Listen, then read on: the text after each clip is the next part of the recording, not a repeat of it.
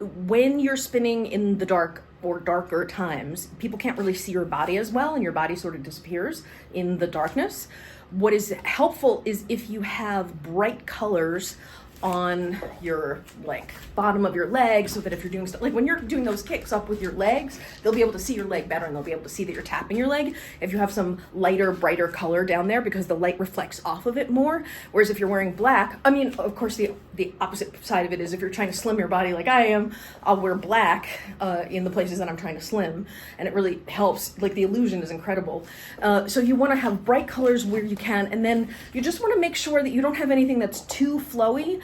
And then the number one thing I would recommend is really make sure you actually practice it in what you're going to wear as the costume, and really go for it, because sometimes you think a costume will work. Like, I've broken costumes because I didn't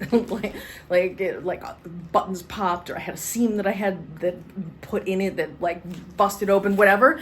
You just don't know unless you really go for it. So I recommend that you actually take the time, 2 weeks at least before the performance, to go for it, so that you have enough time to fix the costume or get another one if that's what you need. So if you're gonna do it. And then I guess the other thing I would say is you could consider some really simple stage makeup for yourself, which might just include, on Amazon, you can buy these rhinestone things that you put on your forehead or on your cheeks or whatever. That could be a really simple way of jazzing it up and making yourself feel more like a performer. And then I really would make sure that somebody gets a recording of it, because you'll want, you never know, if you're doing this for 5 years, it'll be super fun for you to look back at your first performance.